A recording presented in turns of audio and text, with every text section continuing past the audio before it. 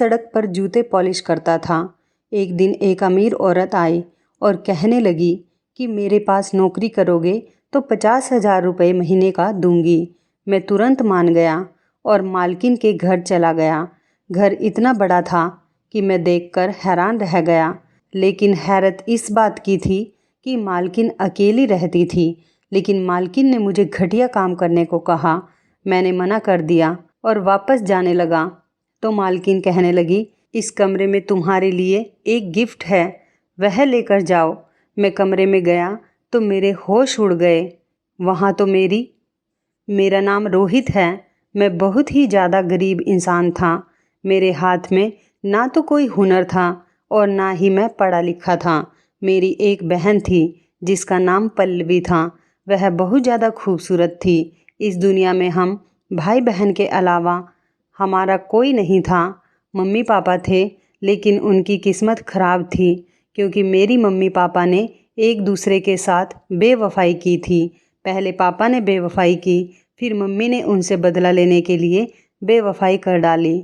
तो एक दिन पापा ने उनकी जान ले ली और खुद को भी मार डाला। खुद तो वे दोनों मर गए और हमें दुनिया में जलील होने के लिए छोड़ दिया। हमारे कुछ रिश्तेदार थे, लेकिन वह हमारे बुरे वक्त पर भी हंसते थे, इसलिए हम लोगों ने उनसे कभी मदद नहीं मांगी। मेरी बहन बहुत प्यारी थी। वह घर में ट्यूशन पढ़ाती थी और मैं जूते पॉलिश करता था। इससे हमारा घर चलता था। जब मेरी बहन ने कहा कि मैं बच्चों के घर पर जाकर पढ़ाऊंगी तो मैं सोच में पड़ गया कि जवान लड़की बाहर जाएगी। मेरी बहन ने बीए किया हुआ था और उसने 8वीं क्लास के बच्चों को पढ़ाना शुरू कर दिया। उनको घर जाकर पढ़ाने की वजह से महीने का 5,000 रुपये दे रहे थे। इतने पैसे तो मेरे भी नहीं बनते थे। सोचा कि किसी का घर होगा तो बहन घर जाकर ही पढ़ाएगी, बाहर तो नहीं जाएगी। कोई ऐसी नौकरी तो नहीं कर रही है जिसमें किसी ऑफिस में बैठना पड़े। उन लोगों के बारे में भी हम जानते थे जिन बच्चों को मेरी बहन पढ़ाने जाती थी, क्योंकि मेरी बहन की एक सहेली के वो रिश्तेदार लगते थे और उनकी सहेली बचपन से ही हमारे घर आती जाती थी। इसलिए मैंने बहन को इजाज़त दे दी थी। वैसे भी मजबूरी थी। पल्लवी कहने लगी, वह अमीर लोग हैं, मुझे तैयार होकर जाना होगा, मुझे 1-2 सूट बनवाने होंगे। मैंने कहीं से उधार लेकर अपनी बहन के 2-3 अच्छे से सूट बनवा दिए और उसके बाद वह काम पर जाने लगी और मैं सड़क पर जूते पॉलिश करता था। इसी तरह महीने गुजर गए। मेरी बड़ी बहन की सैलरी उन्होंने 2,000 बढ़ा दी थी। अब मेरी बहन महीने के 7,000 कमा रही थी और इतने ही पैसे मैं भी बना लेता था। हम घर में 2 ही लोग थे, इसलिए हमारा गुजारा हो जाता था। कभी घर में सब्जी नहीं होती थी तो हम सूखी रोटी भी खा लेते थे। लेकिन मैं जानता था कि ज़िंदगी इस तरह नहीं गुजरेगी, क्योंकि मेरी बहन की उम्र 18 साल हो गई थी। मुझे उसकी शादी भी तो करनी थी और उसकी शादी के लिए दहेज बनाना था। लेकिन इस तरह तो कुछ नहीं होने वाला था। एक दिन मैं सड़क पर बैठा जूते पॉलिश कर रहा था, तभी मेरे पास एक औरत आई। मैं हैरान हुआ कि ये इस तरफ क्यों आ रही है, क्योंकि मैं औरतों के जूते पॉलिश नहीं करता था और औरतों के जूते ऐसे होते भी नहीं जिनको पॉलिश किया जाए। लेकिन वह मेरे पास आकर रुक गई, थोड़ी देर मुझे देखती रही और वहीं कहीं खो गई। मैं दुकान के आगे बैठा करता था। जूतों वाली दुकान बहुत बड़ी थी, इसलिए मैं उसके आगे ही बैठता था। दुकान के सामने एक बेंच लगा हुआ था, वह वहीं बैठ गई। वह बहुत अमीर औरत लग रही थी। उसकी उम्र शायद 40 की होगी। उसने काला चश्मा पहन रखा था और मुझे नहीं पता था कि वह उस चश्मे के अंदर से मुझे ही देख रही है। मैं भी अपनी बहन की तरह शक्ल सूरत में बहुत अच्छा था, लेकिन जब मैं पैदा हुआ था तो सब ने कहा था कि बहुत ही खूबसूरत बेटा हुआ है। लेकिन मुश्किल हालात ऐसे आए कि मेरी शक्ल ही बदल गई और मेरी शक्ल देखकर यही लगता था कि जैसे मैं बहुत ज़्यादा परेशान हूँ और हर वक्त परेशान रहता हूँ। वह किसी का इंतज़ार कर रही थी।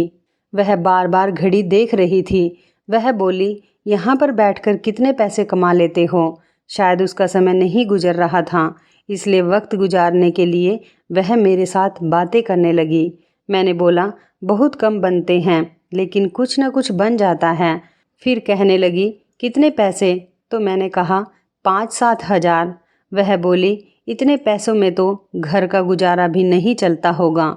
मैंने कहा, गुजारा नहीं चलता मगर चलाना पड़ता है, और कोई काम नहीं आता। मैंने मजदूरी करने के बारे में सोचा था, लेकिन रोज़ दिहाड़ी नहीं बनती। हजारों मजदूर इंतज़ार में बैठे हैं, वहीं बैठकर घर चले जाते हैं। उसने कहा कि अच्छा, अगर तुम इतने मजबूत हो तो मैं तुम्हें काम देती हूँ, मेरे घर चलोगे, मेरे घर में काम करोगे? तो मैंने कहा कि मैंने कभी किसी के घर में काम नहीं किया है, मुझे तो कुछ मालूम भी नहीं है। उसने कहा, कुछ जानने की ज़रूरत नहीं, इतना कोई ख़ास काम नहीं है, लेकिन सैलरी बहुत अच्छी होगी। मैंने कहा, कितनी सैलरी होगी? उसने कहा, 50,000। मेरे हाथ से सामान गिर गया, मैं हैरान रह गया। मैंने कहा कि आप 50,000 देंगे सिर्फ अपने घर का काम करने के लिए? जाहिर है मेरा घर में क्या काम होना था, या तो उसने मुझसे सफाई करवानी थी, या फिर घर का ख्याल रखना था, या साग सब्जी लेकर आना था।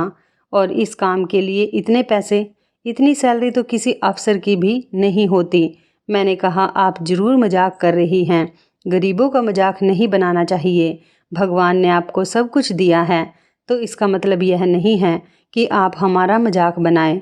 वह बोली, मैं तुम्हारा मजाक नहीं बना रही, मैं सोच रही हूँ तुम्हें 50,000 रुपये महीना दूंगी, इसलिए ज़्यादा दे रही हूँ ताकि तुम्हें कोई फ़ायदा भी हो। मैं तुमसे काम कम करवाऊँगी, सैलरी ज़्यादा दूंगी, ताकि तुम्हारे लिए भी आसानी हो जाएगी। मेरी तरफ से कुछ दान हो जाएगा ताकि हमारे मरने के बाद आसानी हो जाए, क्योंकि हम अमीर लोग, हमारी दुनिया तो संवर जाती है, लेकिन हम मरने के बाद की नहीं सोचते। इसलिए थोड़ा काम और पैसे ज़्यादा देकर मेरे भी दिल को सुकून मिल जाएगा कि मैं कोई अच्छा काम कर रही हूँ, और तुम्हारा भी काम हो जाएगा। बात तो वैसे भी उनकी सही थी, सबको दान देना होता है। अगर कोई यह पैसे मुझे सैलरी की सूरत में दे रही है तो अच्छी बात है, क्योंकि मेरी बेइज्जती नहीं होगी कि मुझे दान दिया जा रहा है, और उनका भी दान हो जाता और मेरा घर भी चल जाता। क्योंकि अगर वो मुझे 7 से 10 हज़ार पर रखती तो मुझे कोई फ़ायदा नहीं होता, लेकिन 50,000 से तो मेरे काफ़ी सारे काम निकल सकते थे। मैंने उसका बहुत धन्यवाद किया। उसने कहा कि मेरा नाम संध्या है, तुम्हें भी मेरे साथ अभी घर चलना होगा, मैं तुम्हें काम समझा दूंगी, तुम कल से काम पर आ जाना। मैंने कहा, ठीक है। मैं बहुत ज़्यादा खुश हुआ, मैंने भगवान का धन्यवाद किया। सच कहूँ तो मुझे यकीन नहीं हो रहा था, मुझे ऐसा लग रहा था जैसे कोई सपना देख रहा हूँ। अभी कहीं से ज़ोर की आवाज़ आएगी तो मैं जाग जाऊँगा। मुझे मालकिन ने कहा कि तुम पहली सैलरी एडवांस में ले सकते हो, मुझे कोई दिक्कत नहीं है, मैं तुम पर भरोसा करती हूँ। मालकिन मुझे अपने साथ गाड़ी में बैठाकर घर ले गई। उनकी गाड़ी बहुत बड़ी थी, जिसमें पीछे भी बैठने की जगह थी। मैं गाड़ी के पीछे सीट पर बैठ गया और उनके घर चला गया। उसका घर देखकर मैं बहुत हैरान रह गया। बहुत बड़ा घर था। अगर मुझे इस घर की सफाई करनी थी तो फिर 50,000 लगने थे। घर बहुत ही ज़्यादा खूबसूरत है, लेकिन जब मैं अंदर गया तो मालकिन ने कहा कि तुम्हें घर की सफाई नहीं करनी है, ना ही खाना बनाना है। मैंने इन सब कामों के लिए पहले ही 2 नौकर रखे हुए हैं, तुम बस इनसे काम करवाना, रोज़ की सब्जी वगैरह लेकर आना और देखना कि सारे काम ठीक से कर रहे हैं या नहीं। आज से हमारे घर में तुम देखभाल का काम करोगे। मैं सोच रहा था कि यह तो बहुत आसान काम मिल गया है, यानी मुझे खुद को कोई काम भी नहीं करना बल्कि दूसरों से करवाना है। और रही बात सामान की, तो कौन सा मुझे सिर पर उठा कर लाना है, इतने बड़े घर में सौदा भी गाड़ी में ही आएगा। मैं दिल में सोचने लगा कि मालकिन से कहता हूँ तो फिर तो आप मुझे बहुत ज़्यादा पैसे दे रही हैं। फिर मैं भी थोड़ा खुद गर्ज हो गया कि जब वह खुद पैसे दे रही हैं, अगर उनको कोई दिक्कत नहीं है तो मुझे इतना सोचने की क्या ज़रूरत है। मालकिन ने कहा कि कल से तुम नौकरी पर आ सकते हो, और तुम यहाँ पर रात भी रहना चाहो तो मुझे कोई परेशानी नहीं है। मैंने कहा कि मैं इसके बारे में आपको सोचकर बताऊंगा और कल नौकरी पर आ जाऊंगा। मालकिन ने मुझे कहा कि कल थोड़ा साफ़ सुथरा होकर आना, क्योंकि अब तुम कोई जूते पॉलिश करने वाले नहीं हो, बल्कि एक बहुत बड़े घर के इंचार्ज हो। यही सोचकर मुझे भी खुशी हो रही थी कि अचानक से मेरी किस्मत बदल गई थी। मैं अभी सड़क के किनारे बैठे जूते पॉलिश कर रहा था और अब इतनी बड़े घर की जिम्मेदारी मुझ पर आ गई थी। मालकिन ने मुझे एडवांस सैलरी भी दे दी। मैंने सोचा सबसे पहले यह खबर अपनी बहन को सुनाऊंगा, लेकिन मैंने सोचा मैं इसको यह बात बिल्कुल भी नहीं बताऊंगा कि मुझे इतनी बड़ी नौकरी मिल गई है, क्योंकि मैं सारे पैसे को जमा करूंगा। अगर मैंने उसको बताया कि मुझे इतने सारे पैसे मिल रहे हैं तो फिर हम लोग इन पैसों को खर्च करना शुरू कर देंगे। मैंने सोच लिया था कि मैं 6 महीने तक पैसे जमा करके फिर उसका सामान बनवाऊंगा और उसके लिए कोई अच्छा सा रिश्ता तलाश कर लूँगा, तब उसको बताऊंगा तो वह बहुत ज़्यादा खुश होगी। वैसे भी हमारे ख़ानदान में लड़कियों की शादी जल्दी करवा दी जाती है। मेरी बहन 18 साल की हो गई थी और इस हिसाब से उसकी उम्र निकलती जा रही थी, क्योंकि मेरी मम्मी की शादी तो सिर्फ 16 साल में हो गई थी। पर शादी कैसे होती, हमारे पास तो पैसे ही नहीं थे। हमारे ख़ानदान में लोग तो किसी काम के नहीं थे, लेकिन बातें करने में सबसे आगे थे। वह कहते थे यह अपनी बहन को बूढ़ा करके छोड़ेगा, बेचारा शादी कैसे करेगा। अब तो सबका मुंह बंद करवाना चाहता था और सबको अचानक ही यह बात पता लगनी चाहिए थी कि मैंने अपनी बहन के लिए बड़ा ही शानदार सामान बनाया है। इसलिए मैंने अपनी बहन को यह बात नहीं बताई। पर शाम को जब मेरी बहन ने कहा कि तुम आज बड़े खुश लग रहे हो, मैंने कहा हाँ, आज मेरे पास बहुत ज़्यादा काम आया था, भीड़ भी ज़्यादा थी, दिवाली करीब है ना, इसलिए। उसने कोई बात नहीं की, वह भी बहुत खुश थी। मैंने कहा तुम इतनी खुश क्यों हो? तो कहने लगी जहाँ पर मैं काम करती हूँ उन्होंने अगले महीने से मेरी सैलरी 2000 और बढ़ा दी, यानी मेरी सैलरी 9000 हो जाएगी। बच्चे की क्लास भी बढ़ जाएगी, थोड़ी ज़्यादा मेहनत करनी पड़ेगी। मैंने कहा कि मेहनत तो करनी पड़ती है, तभी जाकर कुछ मिलता है।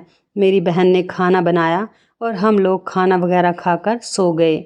मैंने उसे कहा मैं आज से ज़्यादा काम करूँगा, क्योंकि मुझे बहुत सारे पैसे जमा करने हैं। मैं सुबह सुबह पहले नहीं उठता था, लेकिन अब उठना था। मुझे हैरानी इस बात की थी, इतने बड़े घर की मालकिन बिल्कुल ही अकेली रहती थी। मुझे तो लगता था कि इस घर में और भी लोग होंगे, पर यहाँ नौकर ज़्यादा थे, रहने वाला कोई भी नहीं।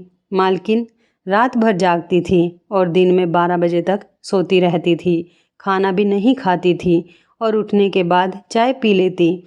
जब शाम होती तो सिर्फ एक टाइम का खाना खाती थी। वह बहुत ज़्यादा खाना होता था जिसमें हर तरह की चीज़ होती थी, साग सब्जी गोश्त वगैरह सब कुछ रहता था। वह खाना खाकर सो जाती थी, सारी रात जागती रहती थी और सारा दिन सोती रहती थी। शायद अमीर लोगों की ज़िंदगी ऐसी होती है। इधर भी ज़्यादा काम नहीं था, फिर भी सबकी जिम्मेदारी थी और मुझे बड़ा ही अच्छा लग रहा था। एक दिन मैं सब्जी लेने गया तो मुझे जो खर्चा दिया गया था उसमें 2000 रुपये बचे थे। मैंने मालकिन को वापस करना चाहा तो उन्होंने कहा कि रख लो, तुमने कमाए हैं, क्योंकि इससे पहले जो नौकर सौदा खरीदने जाते थे वह तो इतने पैसों में बहुत कम सामान लाते थे। तुमने तो बड़ी अक्लमंदी से खरीदारी की है और इतनी सारी भी चीज़ें ले आए हो और पैसे भी बचाए हैं, तो यह पैसे तुम्हारे इनाम के हैं। मैंने मालकिन के पास 1 हफ्ते काम किया। वह मेरा बहुत ज़्यादा ख्याल रखती थी, जैसे मुझे ही हर वक्त देख रही हो कि मैं ठीक से काम कर रहा हूँ या नहीं। मैंने भी कोई गलती नहीं की थी, क्योंकि बड़े लोगों को नौकर को चेक करने की भी आदत होती है। वैसे ही कोई थोड़ी किसी पर भरोसा करता है, लेकिन कुछ ऐसा हुआ कि मैं हैरान रह गया। एक दिन मालकिन ने मुझसे कहा कि आज रात तुम घर नहीं जाना। मैंने कहा नहीं, मुझे घर में जाना है, बहुत ज़रूरी काम है। उन्होंने कहा अच्छा, देर से चले जाना। मालकिन ने मुझे कमरे में बैठा दिया और कहा कि मुझे तुमसे कोई काम है, मैं तुम्हें बताती हूँ। मैं उस कमरे में 2 घंटे तक उनका इंतज़ार करता रहा, लेकिन वह आ नहीं रही थी। मैं भी सोचने लगा कि कौन सा काम हो सकता है, घर के सारे काम तो हो गए होंगे। 2 घंटे बाद मालकिन आई तो वह बहुत ही ज़्यादा तैयार होकर आई थी, काफ़ी खूबसूरत लग रही थी, अपनी उम्र से बहुत कम लग रही थी। मैंने कहा कि आपको कहीं जाना है? नौकर छुट्टी पर गया था। मुझे लगा कि इसलिए तैयार हुई है, उनको कहीं जाना है और नौकर छुट्टी पर गया था तो मैं उनको छोड़ देता। मुझे गाड़ी चलानी आती थी, लेकिन वह मेरे पास आकर बैठ गई। अचानक से मालकिन ने मेरा हाथ पकड़ लिया। मैंने कहा कि आप क्या कर रही हो? वो कहने लगी कि बस करो, आजकल कोई भी इतना मासूम नहीं होता है। मैंने तुम्हें नौकरी पर किस लिए रखा था? तुम इतने भी मासूम नहीं हो। मैंने तुम्हें यहाँ पर रुकने को कहा है, सारे नौकरों को छुट्टी दे दी है। मैं तैयार होकर आई हूँ तो किस लिए आई हूँ? तुम्हें इतनी सी बात समझ नहीं आ रही? तुम कोई छोटे बच्चे तो नहीं, 20 साल की तुम्हारी उम्र होगी ना। मैं हैरान परेशान रह गया। मुझसे मालकिन ने कहा कि तुम्हारा क्या जाएगा, अभी मैं मिल रही हूँ, क्या तुम्हें इस बात की खुशी नहीं है? मैंने कहा नहीं मालकिन नहीं, मैं ऐसा काम नहीं करता। मैंने वहाँ से जाने की कोशिश की, फिर उसने मेरा हाथ पकड़ लिया। मैंने उनको मना किया था। मैंने कहा कि आप मुझे गलत काम में नहीं उतार सकती, मैं ऐसा भी नहीं करूँगा। मैं आपको अपनी मालकिन समझता हूँ, मेरे दिल में आपके लिए बहुत इज्जत है। मैंने उनको 2-4 बातें सुनाई और जैसे ही जाने लगा, मालकिन ने तालियां बजाना शुरू कर दी। मैंने जैसे ही पलट कर देखा तो उन्होंने कहा कि तुमने आज बहुत बड़ा इम्तिहान पास कर लिया है। मैं हैरान रह गया। मैंने कहा कि कैसा इम्तिहान? उन्होंने कहा कि मैं तुम्हारा इम्तिहान ले रही थी, जो कि तुमने पास कर लिया है। अब मैं चाहती हूँ कि तुम मेरी एक जानने वाली लड़की से शादी कर लो, जिसको मैंने अपनी बेटी बनाया हुआ है और वह बैठक में बैठी है। जाओ तुम जाकर उससे बात कर लो, समझो कि वह तुम्हारा इनाम है। मैं हैरान रह गया। मैंने कहा कि यह आप क्या कह रही हैं? मैं उससे शादी कैसे कर सकता हूँ? कहने लगी क्यों नहीं कर सकते, क्या तुम्हें शादी नहीं करनी? मैं खामोश रहा। उन्होंने मुझे कहा कि जाओ जाकर एक बार देख तो लो, वह बहुत ही खूबसूरत लड़की है और तुम बहुत अच्छे इंसान हो, तुमसे मिलकर बहुत खुशी हुई है। मुझे थोड़ा वक्त लगा खुद को संभालने में, फिर मैं वहाँ से चला गया। फिर मुझे खुद को भी संभालना पड़ा, क्योंकि सामने जो लड़की बैठी थी उसका मुंह दूसरी तरफ था। वह बहुत खूबसूरत लग रही थी, लंबे लंबे बाल भी थे और बहुत प्यारी थी। वह मेरी तरफ घूमी तो मेरी आंखें फटी की फटी रह गई, क्योंकि वहाँ पर तो मेरी बहन थी। वह भी घबरा गई कि आप यहाँ पर क्या कर रही हैं? हम सब हैरान रह गए। फिर बाद में पता चला कि जब मेरी बहन किसी के घर पढ़ाने जाती थी तो पास ही मालकिन का घर भी था। वह इसी मोहल्ले में पढ़ाती थी। उसकी उनके साथ काफ़ी अच्छी दोस्ती थी, लेकिन जिनके बच्चों को पढ़ाती थी वह मालकिन की बहन के बच्चे थे। और मेरी बहन ने मालकिन को बताया था कि मेरी माँ और मेरे बाप ने बेवफाई की, एक दूसरे को धोखा दिया। मालकिन ने कहा कि मुझे भी मेरे पति ने धोखा दिया और बेवफाई की, इसलिए उन्होंने कहा कि मैं तुम्हारे लिए एक लड़का तलाश करूं, और ऐसा लड़का जो बेवफा नहीं होगा। हम उनको पहले ही चेक करेंगे। अच्छी नौकरी दी, मुझे ज़्यादा सैलरी दी, मुझे साफ़ सुथरा रहने को कहा। मालकिन ने मुझे चेक किया था, अगर मैं ठीक निकला तो वह मेरी शादी के बारे में बात करेंगे। लेकिन मालकिन को पता ही नहीं था कि वह मेरी बहन है। हम सब हैरान परेशान रह गए। हम एक दूसरे से नज़रें चुराने लगे, काफ़ी शर्मिंदा हो गए। मैंने अपनी बहन से कहा कि तुम यहाँ शादी करवा रही थी और तुमने मुझे बताना ज़रूरी नहीं समझा। मेरी बहन ने कहा आप यहाँ पर काम करते हैं, आपने मुझे क्यों नहीं बताया? तो मैंने कहा कि मैं तुम्हारे सामान के लिए पैसे जमा कर रहा था, तुम्हें गिफ्ट देना चाहता था। हम लोगों ने एक दूसरे पर गुस्सा निकाला। फिर मालकिन ने कहा कि मेरी गलती है, मुझे पूरी बात पूछनी चाहिए थी, बस इसी तरह मामले को रफा दफा कर दो। मेरी बहन रोने लगी। उसने कहा जब मम्मी पापा ने एक दूसरे को धोखा दिया, फिर इसी तरह उनकी जान चली गई। इस दुनिया में किसी पर भरोसा नहीं किया जा सकता।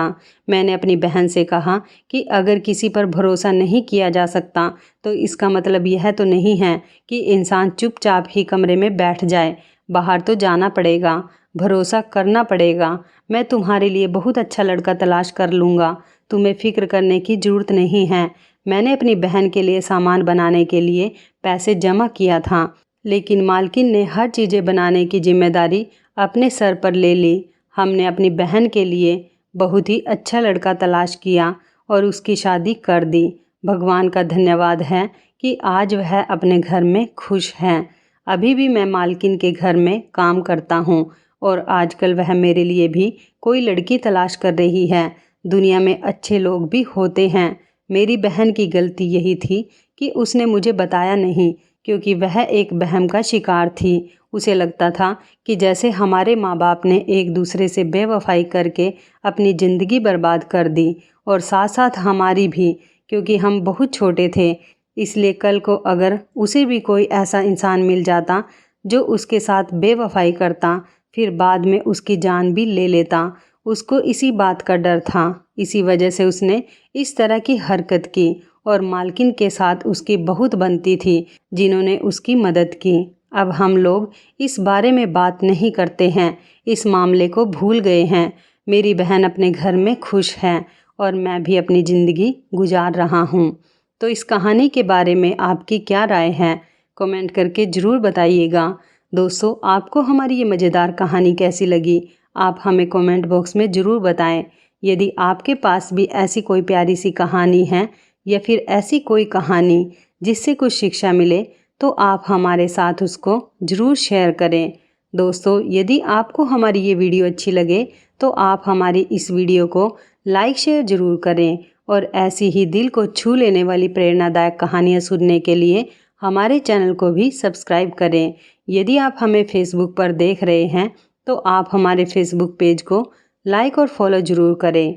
तो दोस्तों, फिर मिलते हैं ऐसी ही ज़बरदस्त कहानी या टिप्स के साथ नई वीडियो में। तब तक के लिए धन्यवाद।